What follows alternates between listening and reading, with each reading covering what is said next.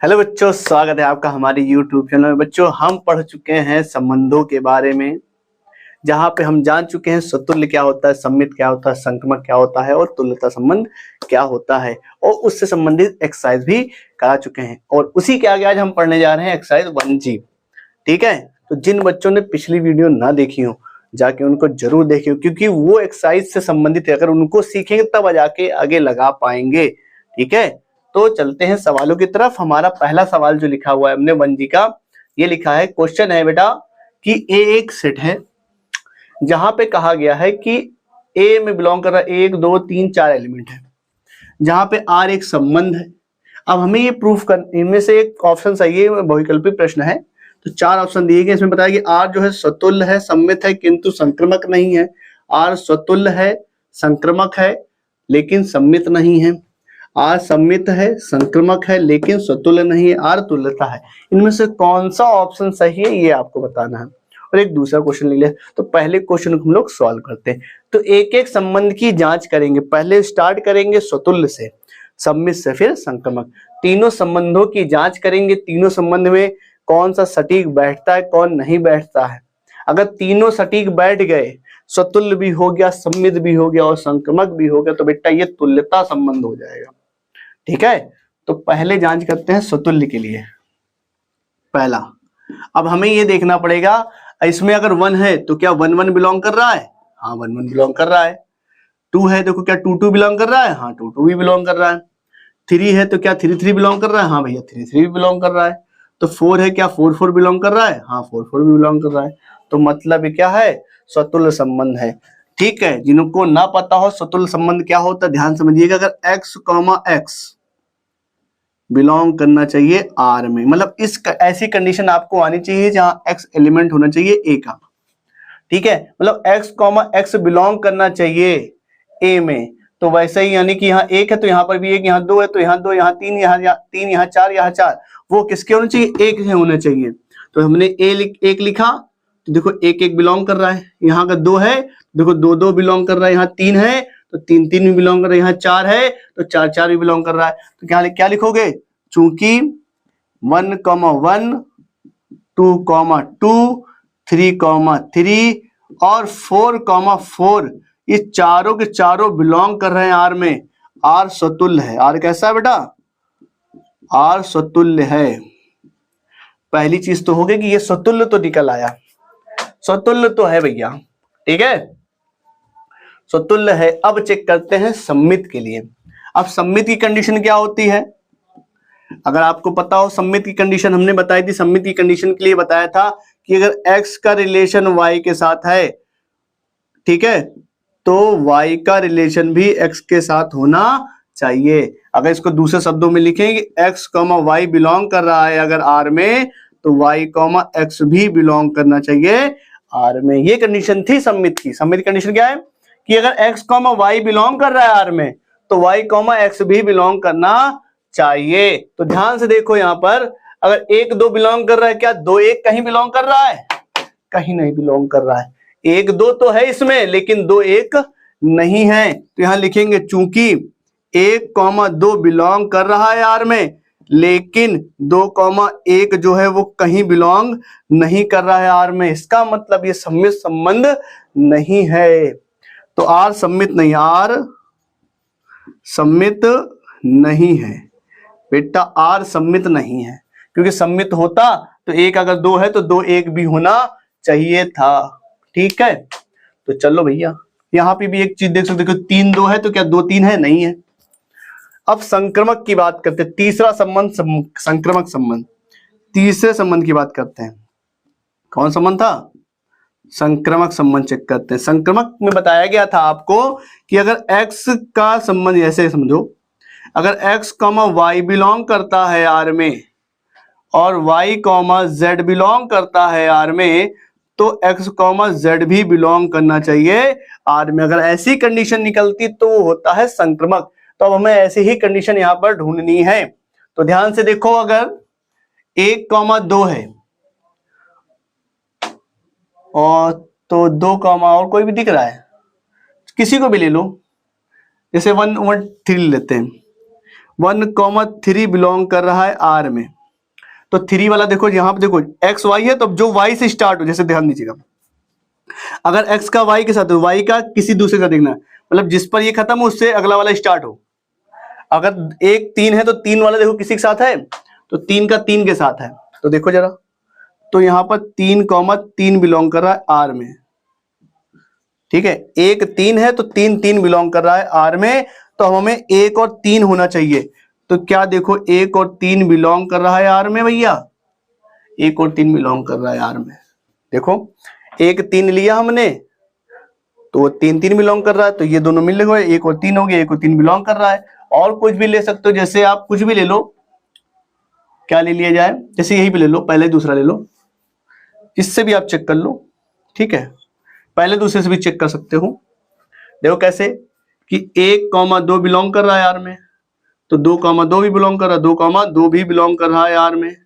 तो यहाँ 1 और 2 बिलोंग कर रहा है कि नहीं बिलोंग कर रहा है, बिलोंग कर रहा है। तो मतलब ये क्या है, संक्रमक संबंध है। तो आर संक्रमक संबंध है, क्योंकि 1 3 है, 3 3 है, तो 1 3 मिल रहा है, वो तो 1 3 पहले से था। 1 2 है, 2 2 है, 1 2 भी मिल रहा है। और भी अगर आप चेक करना चाहो इसमें किसके साथ चेक कर लिया जाए, तो लगभग है। ठीक है, तो संक्रमक संबंध हमारा है। तो सतुल्य हो गया, सम्मित नहीं हुआ, संक्रमक हो गया। तो इसमें कौन सा ऑप्शन सही है, सतुल्य है, सतुल्य है और साथ में हमारा संक्रमक है। तो ये वाला ऑप्शन बी ऑप्शन जो है सही है। क्या है, सतुल्य है, संक्रमक है, लेकिन सम्मित नहीं है। ठीक है, इसको नोट करिए, फिर चलते हैं अगले एक्सरसाइज की तरफ। बच्चा नोट्स बना लेना अच्छे से, कायदे से, ताकि भविष्य में आपको कोई दिक्कत ना हो।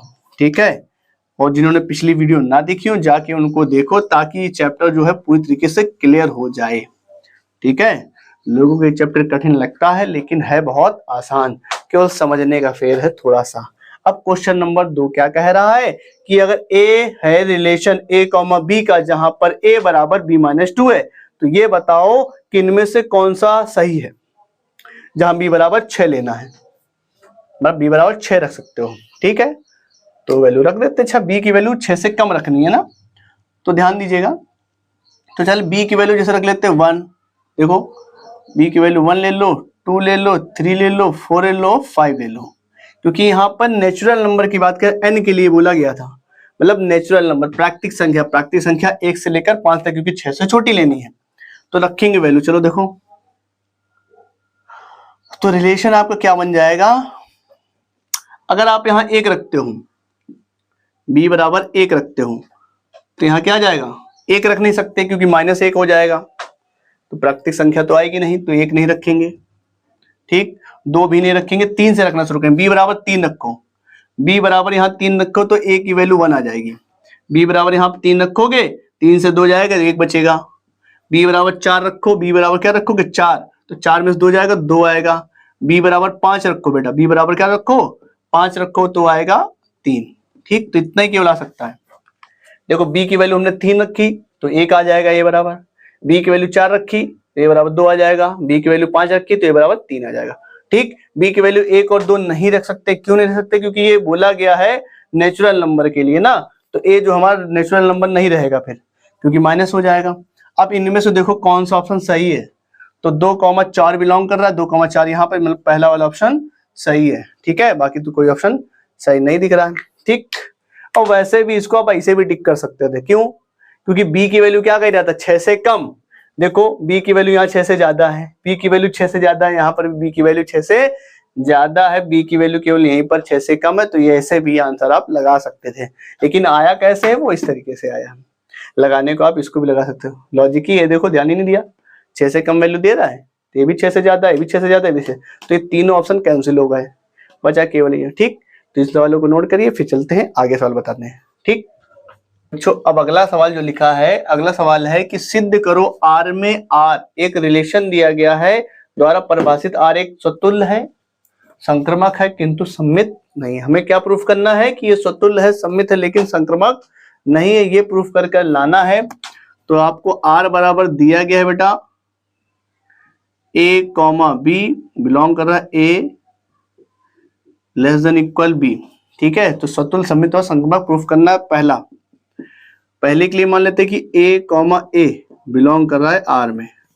ठीक, सतुल्य के लिए ध्यान दीजिएगा, ए कॉमा ए बिलोंग कर रहा है आर को, तो यहां से क्या निकल कर आएगा, ए लेस देन इक्वल ए, तो मतलब यहां से भी आ सकता है ए इक्वल ए, तो सत्य है आर सतुल्य है। आर क्या है बेटा, सतुल्य है।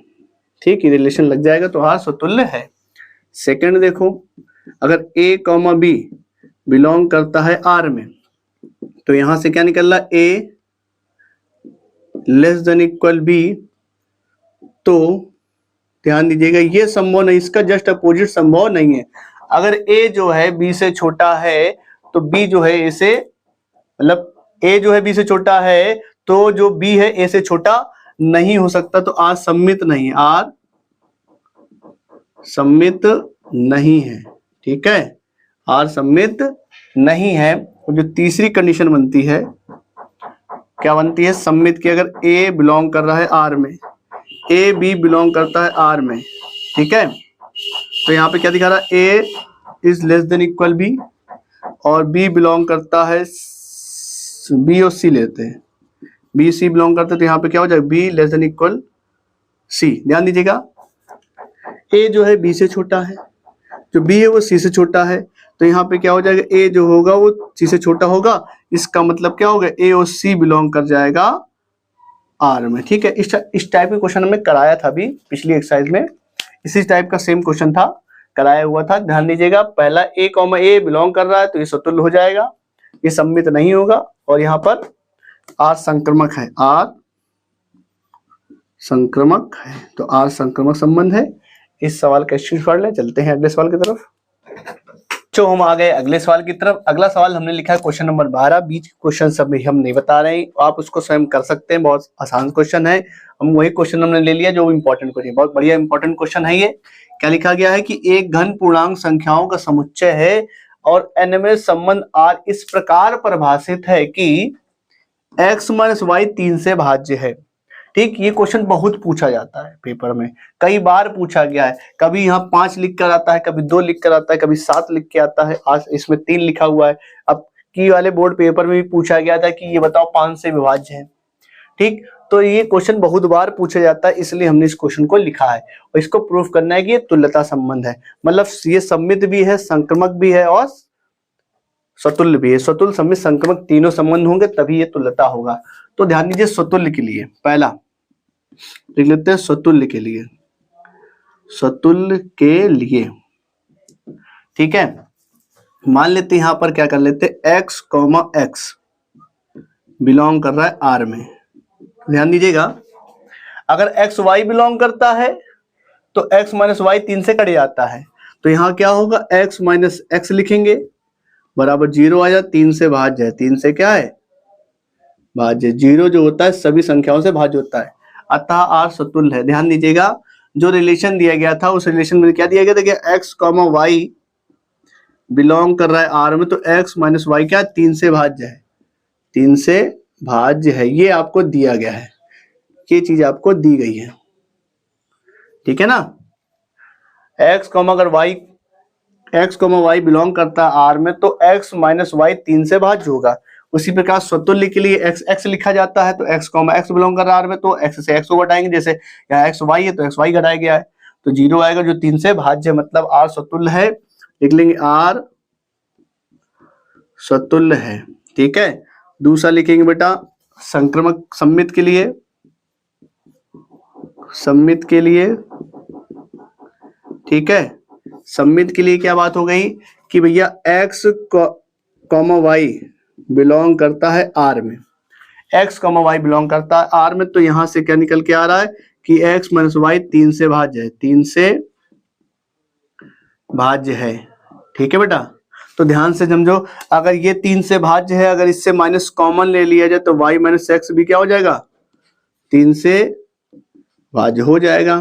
तो ध्यान देखो, यहाँ पे y माइनस एक्स भी 3 से तो कट रहा है, जब y माइनस एक्स 3 से कट रहा है इसलिए y कॉमा एक्स बिलोंग करेगा आर में। तो ध्यान दीजिएगा, यहाँ पे क्या x कॉमा वाई बिलोंग कर रहा था, यहाँ y कॉमा एक्स भी बिलोंग करने लगा, x कॉमा वाई था, y कॉमा एक्स भी हो गया, तो ये कौन संबंध है, सम्मित संबंध है। तो लिख लेंगे r सम्मित संबंध है, r सम्मित संबंध है। ठीक है, तो आर में स्वतुल्य संबंध भी निकला, आर में सम्मित संबंध भी निकला। अब निकलते हैं संक्रमक संबंध के लिए। संक्रमक संबंध के लिए ध्यान दीजिएगा बेटा, संक्रमक संबंध के लिए क्या है कि यदि x, y बिलोंग कर रहा है आर में, जहां x माइनस वाई 3 से भाज्य है, 3 से भाज्य है। ठीक है, यहाँ पर y, z बिलोंग कर रहा है आर में, तो यहाँ y माइनस जेड जो होगा वो 3 से भाज्य होगा। अगर ध्यान दीजिएगा ये भी 3 से कटता है, ये भी 3 से कटता है, अगर हम दोनों को जोड़ दें यानी x minus Y plus Y minus Z, तो 3 से भाज्य होगा कि नहीं होगा? होगा, होगा, बिल्कुल होगा भैया। दो संख्याएं अगर इससे घटाने पे 3 से कट रहा है, इसको इससे भी घटाने पे 3 से कट रहा है, दोनों को जोड़ो तो भी 3 से क्या होगा? कटेगा। तो हमने दोनों को जोड़ दिया, यहाँ से y से y कट गया तो x माइनस जेड केवल बचा। अगर ये पूरा 3 से कट रहा था तो भैया ये भी 3 से क्या होगा? भाज्य है। 3 से क्या हो गया? भाज्य। तो मतलब देखो ध्यान से, x माइनस वाई 3 से भाज्य है, y माइनस जेड भी 3 से भाज्य और z माइनस एक्स भी 3 से भाज्य। इसका मतलब x, z बिलोंग कर रहा है आर में। तो आर कैसा संबंध? संक्रमक संबंध भी है। आर संक्रमक संबंध है।